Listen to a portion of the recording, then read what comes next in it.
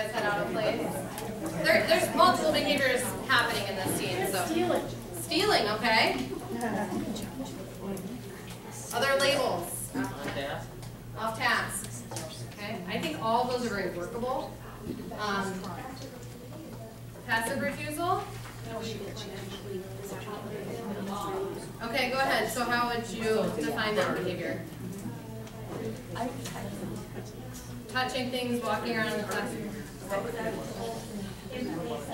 So kind of listing all those behaviors that happen. So the stealing, the walking around, the interrupting pieces. Okay. I would change that to be a little more active, right? So they're kind of actively trying to not do the task. Like as soon as she was told to sit down, then she stood right back up, right? Okay. Other definitions. Who else had off task? Didn't you guys label off task? We did. We started with off task. Out of place, was it? And then we kind of moved off place. Okay, what was your definition for out of place? Okay. Wasn't there another group that had out of place? You guys do, okay? What was your definition?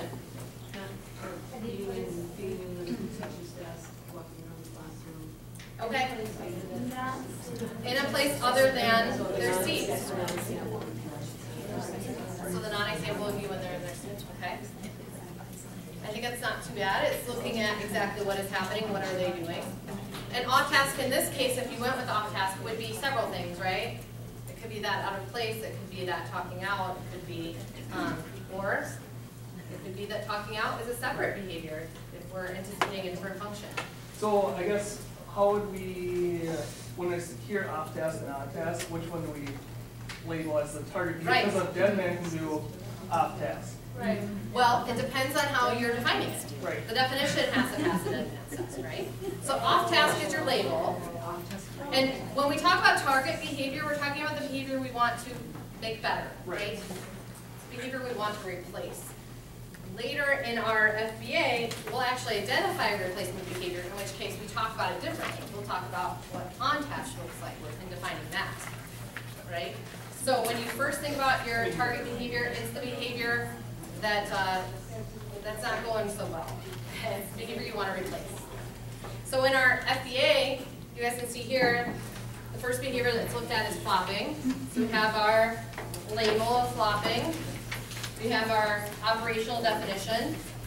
And then we have the topography, some examples of what that might look like. So would you label one of these like physical aggression? It could be. Physical aggression would be fine. Yep. The label is only a small piece of it. It's that definition that becomes really important. Okay? The label matters, but the definition really matters.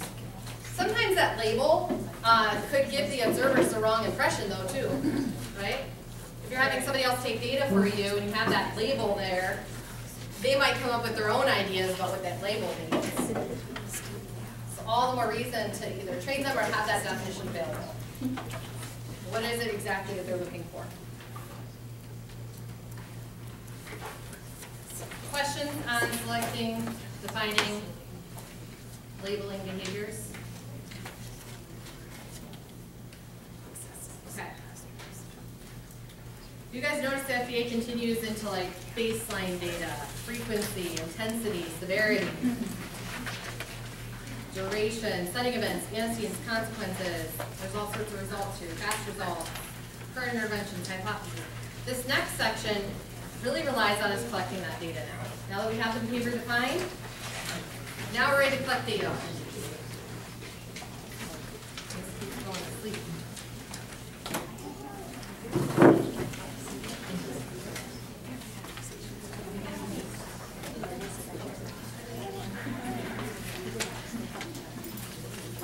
So when we talk about baseline, so before you use an intervention, we want to know where the student's at currently. How much of this are they doing? Why do we want to know that? Why is that so important before we do an intervention?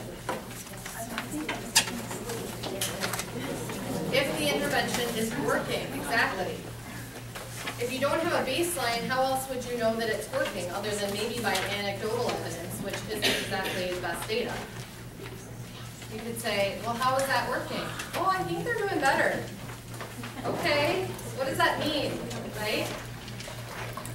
So if we have some baseline data saying that they're flopping 5 times a day, we implement an intervention and now they're down to 1 time a day, I'm going to say the intervention's working. Because sometimes we might get it wrong what the function is, right? We're not all behavior analysts, and I might even be wrong occasionally, but if it's not, if the intervention isn't working, it could be the intervention, it could be how it's being carried out, it could be that you're addressing the wrong function. So the only way to know those things is if you actually collect data on it. And then compare them. And in some behaviors, like self-harm, all the more reason, right? Self-harm increases, not good. That's really dangerous. And the responsible person would say, okay, we need to step back. This intervention is making this really dangerous behavior worse. So we need to change course. You would change that right away. Yeah, yeah. Yep. As soon as you start to see that trend, when we talk data, I'm looking for at least 3 data points that show, you know, that increase or decrease in order to make immediate changes in situations like that. So it could be that they've gone several days now with that increase. Those data points are showing an increase with this intervention. So it's really important that maybe we withdraw that intervention and replace it or tweak it or something. Again, first want to make sure that it's being carried out correctly, right? Because fidelity, or the consistency of how the intervention is being done, is really important. It also could be reflecting data collection problems, right? So maybe the behavior isn't defined really well, and the pair that's working with them today thinks that self-harm is defined by touching one's arm, looks like this. They might be counting that as self-harm, right? So there's some pieces to look at, but all in all, the data needs to be collected. It starts with that definition and that understanding, because you may have the definition, but training of those people that are looking for it is important too. There's lots of data to collect. I could go on and on for days about how much data you could collect. It's super fun. But when we're talking to you guys about FBAs, I'm going to highlight a few different resources to use. And I know that there is another. Do you want the? Yep, the big one. Okay, how about the levels of severity? Oh, that can go up too. Okay. Anybody help me? Thank you.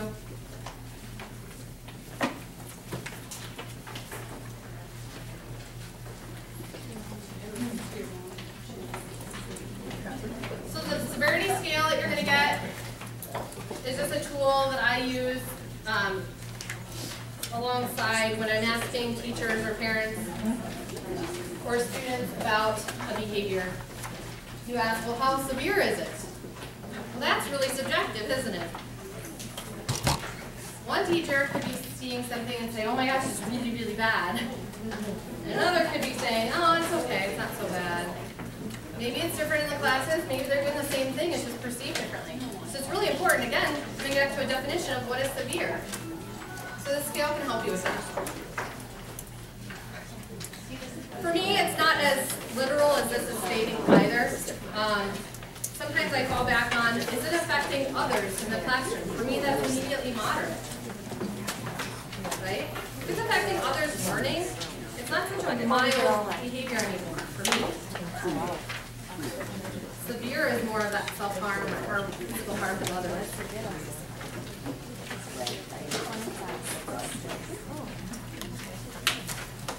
So we think about frequency. We just talked about intensity, severity. What is frequency and how is it different than duration? What do you guys know right now?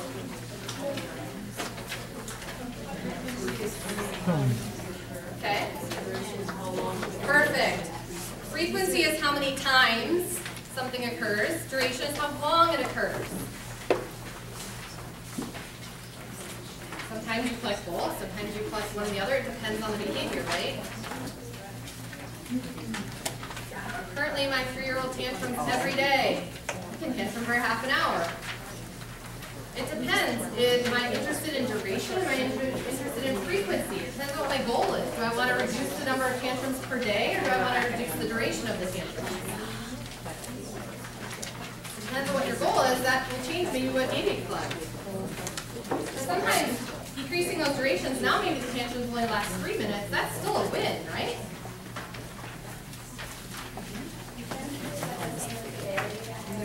Yeah, that's how I thought about it.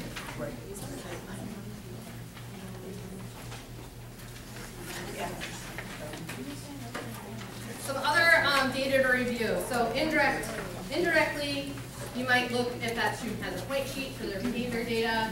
Maybe they do, maybe they don't. Incident reports for the school. Maybe their grades. If it's something that's impacting their grades, I've had that situation occasionally where it's really impacting their grades. And I had a student last year who I did an FBA for who was an A student and then all of a sudden was an F student in the difference of 1 year. And so that student, it was really important to look at their grades as a piece of data to demonstrate that shift. I've had a student where we had to look at health office visits. Right? So, because visiting the nurse could be a form of escape. For the student it was, and I suspected as much, so I asked for those records of how often was the student going there. It was all the time. And so I was able to use that as another example of possible use of escapes, getting out of the schoolwork to go to spend time with the nurse's office. You might look at just outside reports. So maybe they see if it's successful and the parents have given you permission to do so.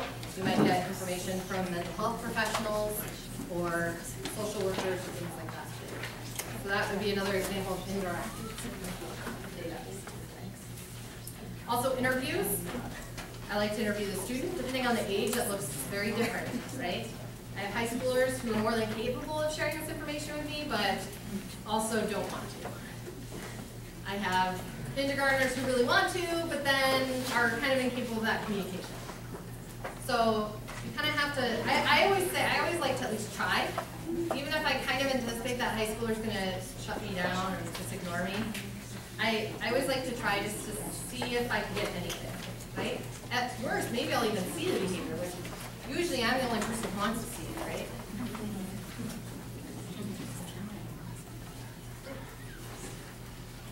I want you guys to keep in mind that when we talk about these next measures, that there are others out there. These are not the end-all be-all, right? The FAST is one tool of its kind. The FAIT is one tool of its kind. These happen to be the ones I'm currently using, and I want to share them with you. The FAST, you guys will see in that pile there.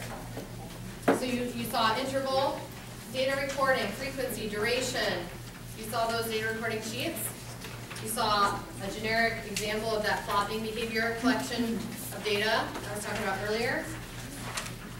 You'll see the FAST. It's kind of small print. Yeah, right? I like to do the FAST as an interview. That's because I feel like the questions can be misinterpreted sometimes. They're not well understood by just everybody. I like to do it as an interview that I can clarify what those questions are really asking. I can follow up with more information to gather from the teacher or the staff member. And then the FAIT you'll see there. Oh, actually with the FAST, you'll see a graph. Everybody with me? Okay. Try to put these in order. The graph is the way that I take that FAST data, and on the back side of that graph, I just plug it into a spreadsheet, like the responses I got. Because at the bottom of that FAST, if you've never used the FAST before, on the bottom it has you tallies. How many yeses did you have from 1 through 4? How many yeses did you have from 7 through 10 or whatever it is? So I just plop those tallies into that spreadsheet. So 4 yeses from this person and 4 yeses from this person on 1 through 4, that might be attention maintained function for that behavior. This is something too that if you're not super computer savvy or spreadsheet savvy, you can always ask for my help, and I'm more than willing to come by and show you how to do that.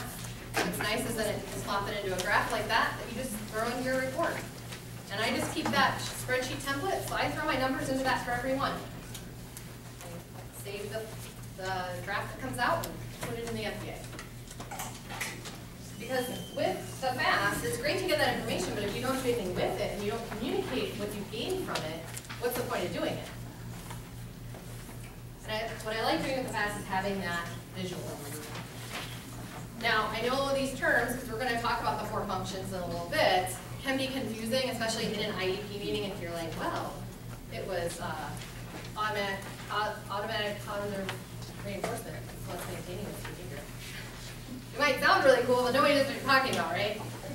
So you won't go through the functions. Of course, this keeps going to sleep. You'll want to become skilled at knowing what those differences are so that you can explain them, right? And I have a grid today that'll show you an example of that. Like I said, all of these papers you have, you can access electronically later. I want to make sure you all had a copy right now so that you could take a look at the differences between what we're talking about. You might also have ABC recording. That should be another sheet you have there, front and back. One is an example. The front should be blank, I believe. Who knows what ABC stands for? Any behavioral analyst nerds out there? Yay! Antecedent behavior consequence. My kind are infiltrating. It's great. I'm really excited. What's an antecedent? Okay, what happened right before? Behavior? And the consequence. Like later after or immediately? Immediately after, okay. So ABC recording, which I know some districts use as like the behavior incident is happening, they'll use ABC recording. Others just use it for observation purposes for an FBA. You want to become really skilled at that because I find this to be one of my best pieces of data when kind of looking at everything and deciding on what is the function of this behavior based on the data. The ABC recording is very helpful, especially if you get to see the behavior. Because it's a direct form of data collection, which is the best, right? The rest is kind of like whatever people record. You might want to create your own ABC sheet. You can have that ready to go as you need it. Let's look at this video really quick, and then I'm going to decide if we have time to practice that. Okay, this is FBA instruction part 2, where we're going to look more at data collection methods. Starting with indirect measures, when you're conducting an FBA, you would want to look at information that's relevant to that student's behavior. Sometimes attendance is important to grades. If there's point sheet data available for their behaviors, or if there's behavior referrals that you can review. Those are really valuable pieces of information to include. You could also do staff and parent interviews. Indirect measures will be addressed further in the in-person session. We'll focus more on direct measures in this online instruction. Direct classroom observations using frequency, duration, or interval data are what we'll focus on. When looking at frequency data, you would want to be able to tally each occurrence of the behavior within a specific time frame. So when we're thinking about when to use this, you would want to use it with behaviors that have a clear beginning and end, so you could distinguish each tally mark. And these behaviors should be occurring at a fairly low rate or are brief in duration. Okay, so let's take kicking. When would frequency data be good to collect on kicking? What would the kicking look like? Well, just kicking anything. Maybe they're kicking you.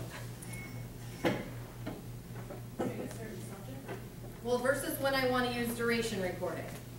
You can just kick one. Yeah, so lower rate, right? So if they're kicking me, and then after a little bit they try to kick me again, that would be great for frequency recording. But those are brief in duration, have a distinct beginning and end, right?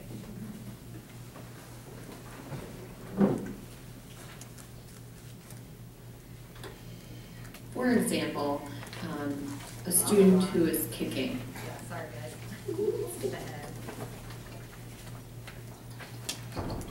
relevant to frequency behavior. You could use a timer, or you could record start and end times. You would want to use this type of measurement with behaviors that occur at a high rate, occur for a long period of time, and have a clear beginning and end.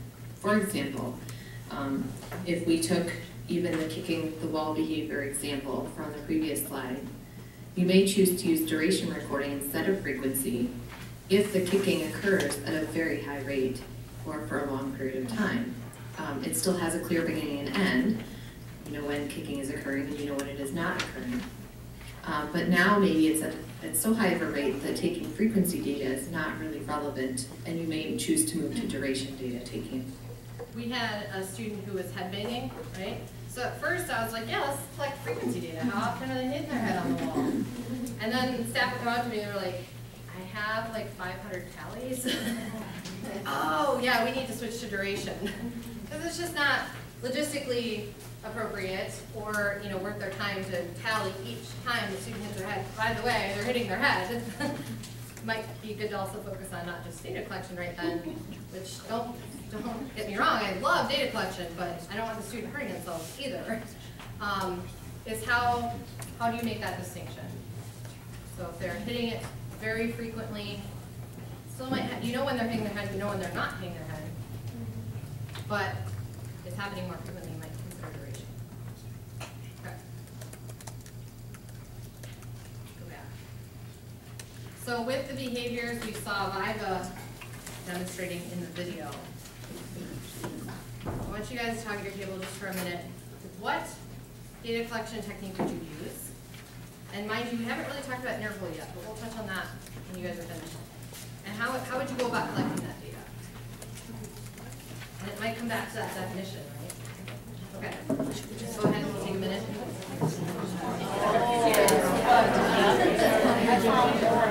Let's come back to the whole group. What measures would you guys use to evaluate Viva's behaviors that you saw? Yes. We talked about using the ABC chart. Okay. Because it records almost all of those. Okay. And then to go back and to look at your data. Yes. And I know Jeff Borchardt, who works with some of you guys, he does like a hybrid data collection sheet where he'll do ABC recording, but then also do a little frequency stuff on the side. And okay. Yeah? Yeah. And I do that too, if I notice the behavior, so you're kind of right there. But if you're doing strict frequency or duration, any other ideas? I have a summary sheet that I have. Okay. Whoever writes the ABC sheet. Yep. Just a summary in the front, so I don't have to go through the whole pages. Good. And just kind of check severe, mild, moderate, Okay. duration, frequency. Yeah, those ABC sheets is really important to be able to summarize them. What other groups pick something else? Measure behavior. Did anybody pick frequency? Maybe those looking for stealing, they might have picked frequency because it was a lower amount of time, right? I think she only stole something once. Okay. The last thing I want to talk about before we take a short break is interval recording. Who knows what interval recording is? No? You do? Anybody else? Danny knows. You guys know? Okay. Think about it like this. Frequency and duration recording, you gotta sit there the whole time and stare at them, right? Because you gotta be ready. They did it, okay. And they did it again. And start my stopwatch, right? Start that clock. All right, 10 seconds. Yes, okay, stop the clock. They did it for 10 seconds. Okay. That's very involved, right? Interval is sometimes appropriate to address that very practical concern of having to pay attention all the time. Interval is done in lots of different ways that I could be more than happy to talk to you guys about individually, but just in general, it could be that you just observe every minute, you look up. Momentarily, it's momentary time period. Look up and say, what are they doing behavior right now? It could be that every, yes.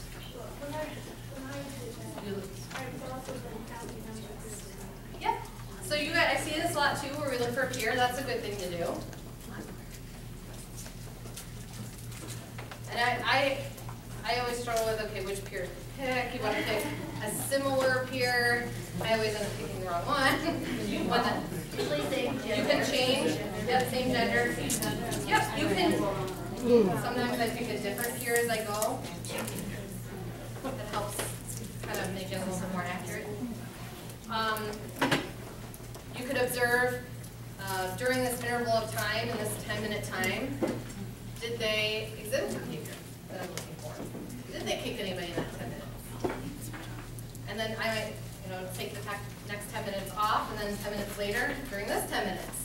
Or you can do back-to-back, 10 minutes, 10 minutes, 10 minutes, during this time. The thing about interval breaks stuff is consistent. You don't want to go, Yes. watch them every minute and then, oh, I'm not going to watch them. Yeah, exactly. Pick one and stick with it for that observation. The next time you observe somebody else, feel free to change it up. But yes, within the same observation, you want to keep it the same time. So that consistency. That's a little bit more doable in some cases, isn't it? Now, is it as accurate? Yeah, it's fairly accurate. Obviously, if you're watching the entire time and noting every single occurrence, that's really accurate, right? But it's not always practical in our environment, so consider interval. But I think that's where the hybrid helps have the because something could change in the classroom that shouldn't be. So the teacher leaves and the sub comes in, or Yep. another student goes Absolutely. out, or whatever, so. So also when you're planning your observations, you want to plan for when you're going to see that behavior. So I've walked into schools before and they're like, oh, we have a sub in it. And they're like, you might want to come back. And I say, no, that sounds good. Oh, I can't wait. Right? Because again, I'm the only one who wants to go running through the halls. No one else wants to. But, so try to observe them when, if you've gotten interview data that shows that the behavior happens in the morning, make sure you're trying to observe in the morning. At least once, maybe twice. Just so you can see the behavior. Because for the FBA, you really want to see it. So you want to increase your odds of seeing it, right? What if, while you're observing, there is no behavior? Like, yes. I always go, oh no. Usually, I actually have come across situations just by presence sometimes. They won't do it. And then, So that's what I say, if there isn't any behavior, we know that they're capable of following directions, or we know that they're capable of it. Yes. Well, let's see what's happening here. exactly. Why this is happening this way. Another good. Another scenario is what happens if, when you guys planned the eval, there had maybe been some behaviors happening, but now you go to the FBA and there's nothing.